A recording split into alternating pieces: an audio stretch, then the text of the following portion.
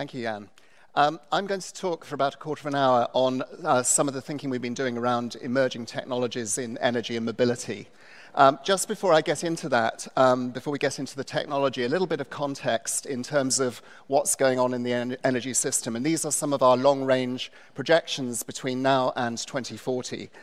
So on the left-hand side, in 2016, we see roughly 15% of renewable energy in terms of capacity at the moment. If you forward to 2040, it's more like 50%. So that's a major, major shift in terms of the energy system. The other thing I wanted to stress is the need for flexible capacity. So this pink area, particularly shown in the right-hand chart, is what's needed to help balance the system in addition to what's in the system already today. So two messages, a lot of renewables, a lot more need for flexibility. The other major trend is decentralization of energy. We've heard a lot about that this morning and earlier this afternoon. The decentralization of energy systems, this is measuring on this chart the proportion of capacity that's decentralized as a percentage of total capacity. And you can see we're trending up from levels of 15% today up to close to 50% projected for countries like Australia by the year 2040. So it's a major shift in terms of the architecture of the network, much more stuff at the edge of the network. And by the way, it's not just capacity, it's other assets like behind-the-meter storage and so on that I'm going to talk about in just a moment. On the need for flexibility, this is just one of the ways of meeting flexibility, demand response. There are others like storage. But demand response, we're expecting to grow quite dramatically through to 2040. And this is where some of the emerging technologies start to come in, not just in relation to demand response, but as one example, in terms of being able to aggregate assets at the edge of the network or behind the meter. In other words, not centrally managed assets, so things like storage, and then provide services back to the grid to help with the problem of balancing. So it's very much a technology play there that's going to help with meeting that flexibility. There will be fast ramping gas plant and other things as well. I'm not saying it's all a technology story, but we think it can play a part. So some of the trends in technology, I mean, these are familiar trends, but they do relate to the energy sector, and that's why we're now focusing on this area. So we're seeing, for example, the use of small, very cheap semiconductors, sensors, other semiconductors, providing the ability to capture data, then take data over communications networks. And we're not just talking here about 3G, 4G, we're talking about 5G and specialized networks like Sigfox, so a whole range of communications technologies. Then the data has to be processed to make decisions, so it can either be processed at the edge of the network, close to where it's captured, or back to the cloud. And then to the right, artificial intelligence, machine learning, advanced analytic techniques to make decisions based on that data. Why are we doing this? You know, it's about lowering costs, it's about things like predictive maintenance, it's about improving the efficiency of the system, it's also about improving the utilization of assets on that system, leading to conclusions, sometimes seamless conclusions, that are acted on automatically. So some of the digitalization technologies we've been looking at, on the left-hand side, you can see some of the existing technologies. These are technologies that have typically been around about 4 or 5 years. They're fairly recent, but they're not that recent. So things like batteries, behind-the-meter generation, big data, demand response. We've heard about these already. What's newer is some of the newer technologies like machine learning, this terrible acronym DERMS, which stands for Distributed Energy Resource Management Systems, which is about aggregating assets at the edge of the network. Then blockchain, cybersecurity, smart data, virtual power plants that aggregate assets and turn them into capacity. All of these are now technologies that people are talking about, not just talking about, actually using much more. And they're also talking about the Internet of Things a lot. So one of the first things we did was to try and define what is the Internet of Things. And the answer is it's a lot of things.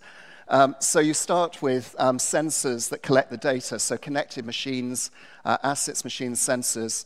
You then have data acquisition. What's interesting here is a lot of the systems have been things like SCADA, that have captured data, but now we can capture data from a whole range of different systems and relay it in different ways. So there's much more scope for data capture. You have to take it over communications networks, which is where some of the technologies I mentioned come in. And then very interestingly, one thing we found is it's not all processed at the cloud. A lot of experimentation has taken place and found that actually these things called edge gateways that are quite small boxes can take decisions very locally in the Internet of Things and act on them, reducing latency because it doesn't go back for central processing at some central location. So it's a mixture. However, some of it ends up being collected centrally, and then we're in the realm of platforms.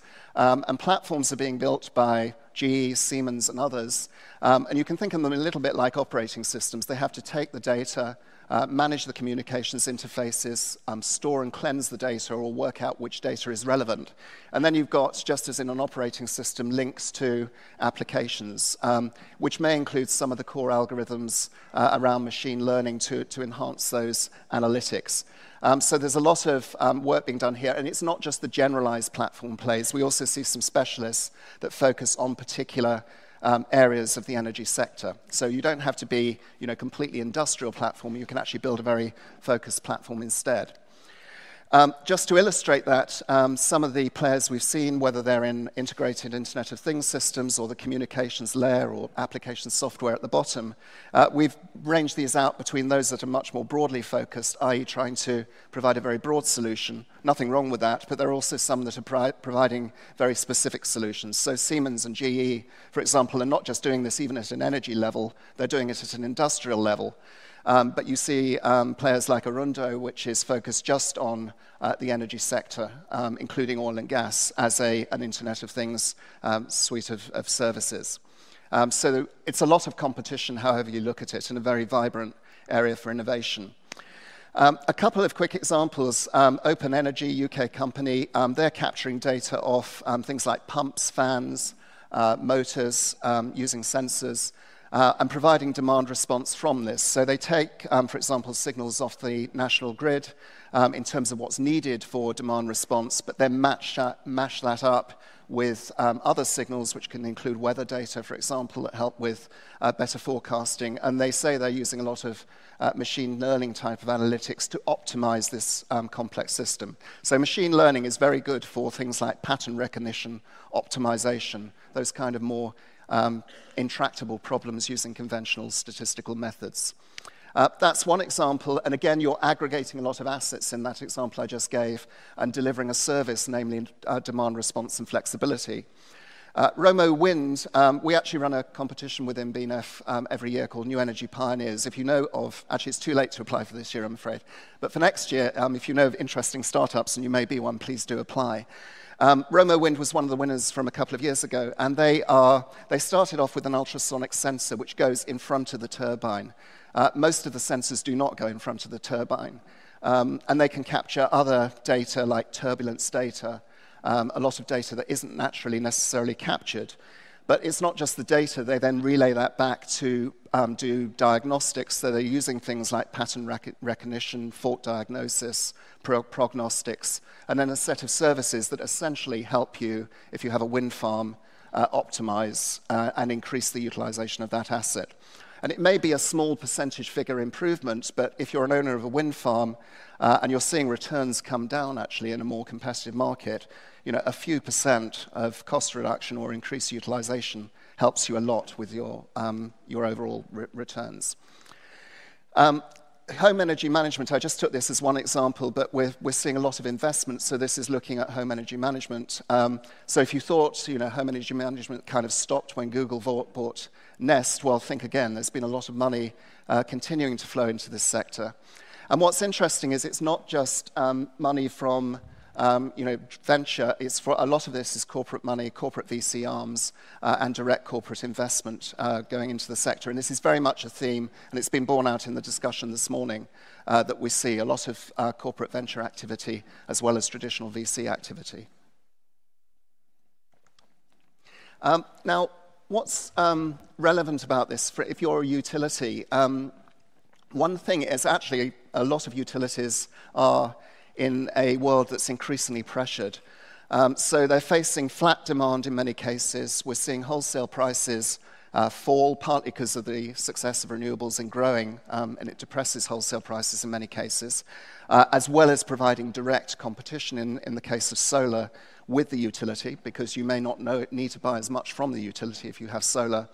And in general, in developed markets, we see the prospects for demand as fairly flat to declining, I would say, if you exclude things like electric vehicles, which I'll come on to in just a moment. So it's quite a sort of pressured realm for utilities.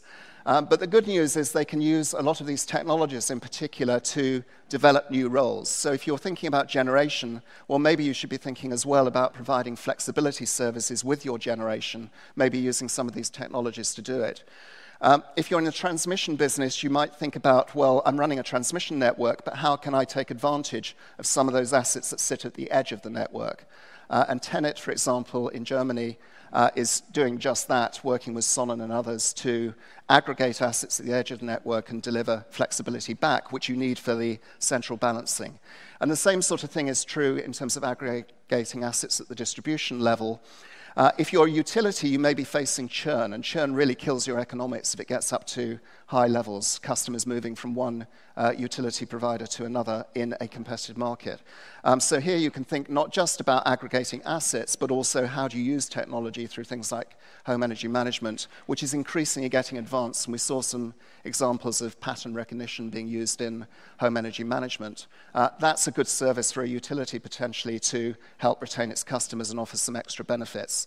And then the whole business about prosumers is obviously part of a sort of system that's separate from that, providing collective energy and posing some competition to utilities. So as this talk was also about mobility, I did want to give you a few examples on what we see going on in the transport and mobility sector. Hopefully that's given you a little bit of context on the electricity sector. So the most important, actually if there's one most important chart in our research on EVs, it's probably the research we've done on battery technologies and battery prices.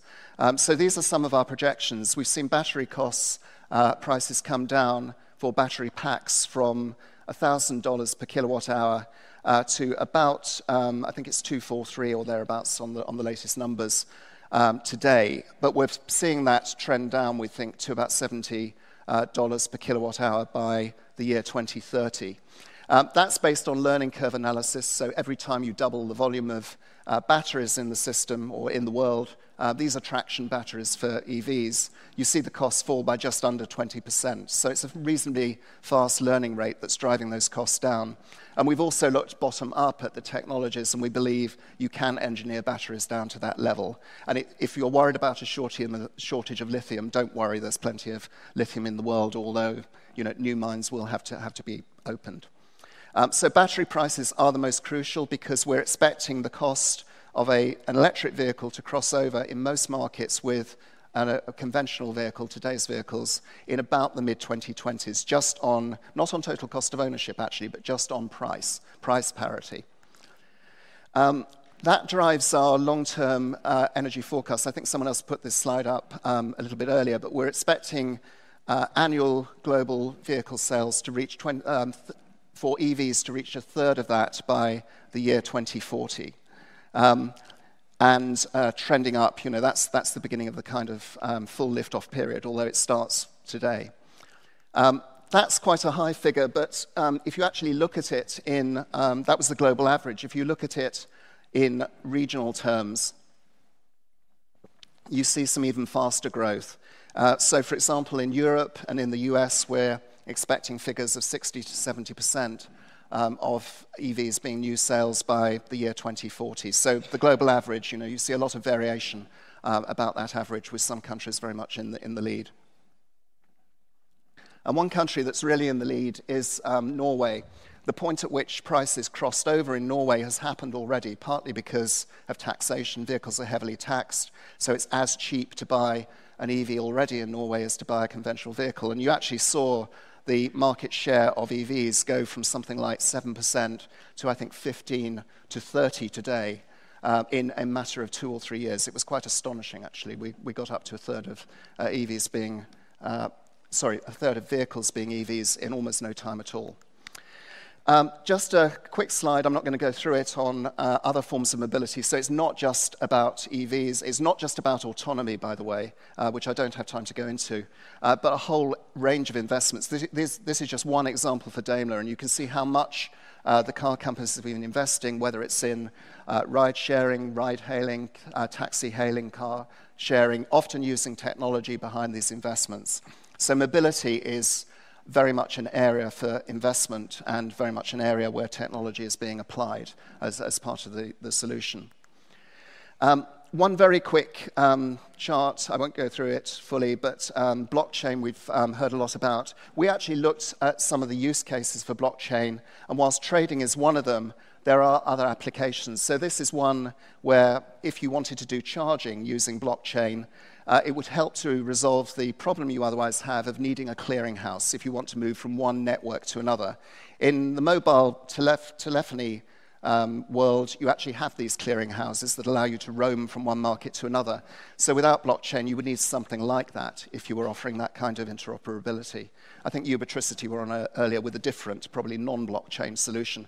But you could use blockchain to pass tokens with a kind of universal currency for that application that would allow you to buy tokens. And the clearinghouse on the right would be where you buy your tokens or sell them back, but in aggregate, not transaction by transaction. So when you look at blockchain, you have to look at whether it's cheaper, but also whether it adds some enhancement to the application itself. And this is one potential enhancement.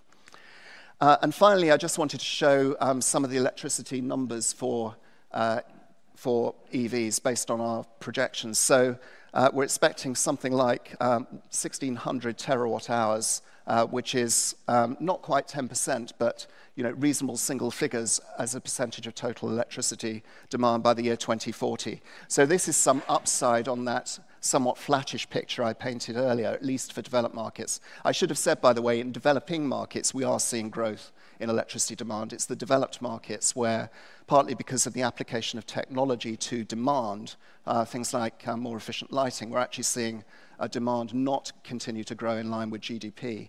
This is one potential upside as well for the utilities from electric vehicles, as well as offering charging and other services related to that. So that's what I wanted to cover. Thank you very much.